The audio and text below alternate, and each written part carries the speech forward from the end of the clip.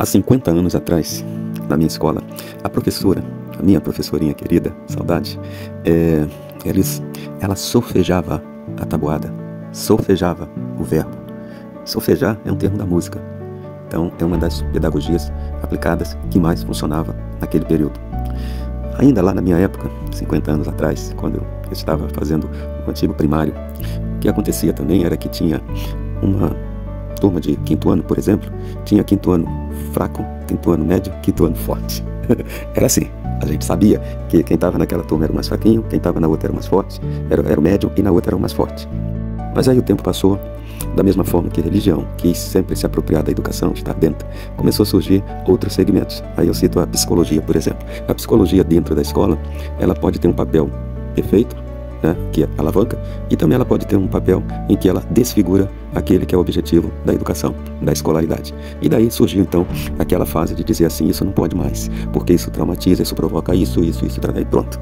Resultado é que a partir dali, por conta dessas influências, todos os alunos ficaram dentro de uma sala de aula sem ninguém saber quem é fraco, quem é médio, quem é forte, como se isso fosse um mal, a gente saber disso. Bom, contudo, lá na Suíça é assim até hoje. Lá eles têm uma nota máxima que é 6. Quem tira de 3 para baixo no primário, que é até os 12 anos, quem tira de 3 para baixo são os alunos, aqui no Brasil a gente diria que são os alunos fracos. Lá não. Lá são os alunos que não se saem bem naquele padrão de avaliação e de ensino muito voltado para o cognitivo. Ou seja, a Suíça teve a sapiência de ir além. O que eles fazem com esses alunos? Eles pegam, criam turmas e ensinam profissões. E esses alunos acabam sendo muito bem sucedidos nas profissões, porque eles não têm aquele perfil de trilhar um caminho da intelectualidade, onde temos horas exaustivas de leitura, de escrita, etc, etc. É um outro padrão. Isso eu estou falando lá na Suíça. Lá na Suíça, quem tira de 3 a 4,5 é um aluno meio termo. É um aluno que ele tanto pode optar para o lado das profissões, se ele quiser, ou ele pode optar para fazer o ensino superior, já sabendo que lá no ensino superior vai ter aquele estudo, né, para algumas pessoas maçante, tem que sentar horas, tem que sublinhar texto, tem que interpretar, tem que fazer um monte de coisas, né? Bom, mas quem tira de 4,5 para cima, esses já estão com a vaga garantida dentro de uma universidade. Esses são os que serão os prêmios Nobel e por aí vai. Em termos de diferenças sociais, o que acontece na Suíça é que lembra aqueles ditos que nós aqui chamaríamos dos fraquinhos? Lá, eles são os profissionais. E alguns, financeiramente, até muito melhor sucedidos na sociedade do que aqueles lá da universidade. E isso a Suíça faz com muita sabedoria. E o Brasil chegou perto disso, mas desperdiçou por conta de influências que, ao invés de alavancar, agiram com intenções impensadas e destruíram, em parte, a educação brasileira.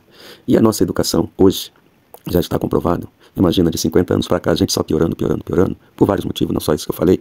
O que acontece é que a geração Z, comprovadamente, é a geração que teve o QI mais baixo do que a geração anterior.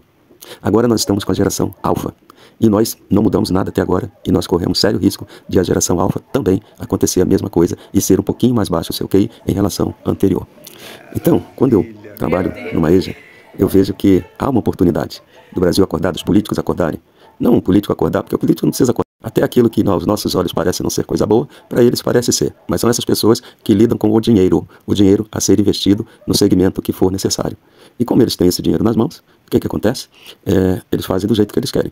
Agem com protecionismo, né? Dá um serviço para o fulano que ele conhece, o ciclano que ele conhece, aquelas coisas, né? Que é própria do ser humano. Se eu vou fazer uma calçada, eu quero que a minha calçada seja feita por alguém amigo me indicou, por alguém que eu conheço. Mas o político que lida com o dinheiro público não pode ter esse mecanismo de tomada de decisão. Bom, por isso é que foram criados, não é o tema, né? Os conselhos escolares, Conselho Municipal de Educação, porque quem tem que decidir o direcionamento da verba para a educação é um grupo. Mas não é um grupo de executivos governamentais, é um grupo onde está também a comunidade presente. A maioria dos nossos 5.570 municípios ainda não entenderam isso. As secretarias de educação não entenderam isso ainda. E isso está acabando com a educação brasileira, com a educação municipal. Então, vejam bem, quando eu vejo um trabalho como esse, onde aqueles ditos os mais fraquinhos, a gente encontra neles o talento que não encontra naqueles outros, que são ditos os mais fortes. Embora no Brasil tudo esteja altamente camuflado, porque não existe o mais forte, né? Não existe o médio e não existe o fraco. Está todo mundo dentro de uma sala, batendo cabeça, né? Uma pessoa com um perfil, outra pessoa com outro, outra pessoa com outro. As aulas não rendem e as crianças não aprendem nada, nem criança e nem adulto. Então, esse vídeo é um vídeo muito interessante, porque ele serve para nos alertar. O Brasil hoje procura uma identidade para a EJA, que seria tão bom se a gente fizesse da EJA justamente aquele setor onde um indivíduo que naquela parte lá da cognição, ele tem dificuldade, não tem um dom, não tem um talento para aquilo, mas ele tem um talento para ser um bom mecânico de automóvel, para fazer uma boa construção de uma casa, para fazer um terno, fazer uma roupa e tantas outras coisas que nós podemos fazer na EJA. Seria tão bom se o nosso Brasil, o nosso município caísse a ficha e começasse a investir nos recursos necessários. Haja visto tudo isso que vocês estão vendo aí tão lindo, a gente fez com falta de recurso governamental. Então é doação do professor, doação de outra pessoa, doação de outra pessoa e assim vai. Isso é uma vergonha para nós. Nós temos recursos para fazer uma escola espetacular chamada EJA e fazer com que grande parte das mentes, dos talentos brasileiros não sejam desperdiçados, onde pessoas ficam relegadas a cortar uma grama, a empacotar no supermercado, a fazer coisas que não exigem muita intelectualidade, mas também desprestigia aquelas pessoas que certamente têm um potencial muito mais elevado do que aquilo que elas estão fazendo. Então, que esse vídeo seja um alerta, seja um protesto, para que as pessoas comecem a acordar, principalmente o governo, comece a ser ouvidor, aprenda a ouvir, aprenda a não perseguir, aprenda a não ser dono da verdade. É isso que nós precisamos para melhorar a educação brasileira. Se não der para a educação brasileira, a gente faz municipal. Então, esse vídeo, eu espero que ele se torne um vídeo histórico para todos nós. Um grande abraço a todos.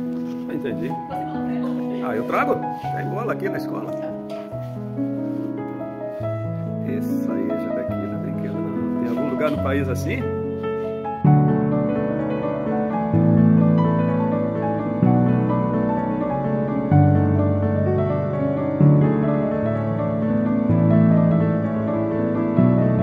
E os pares que rodeavam entre nós Come aí.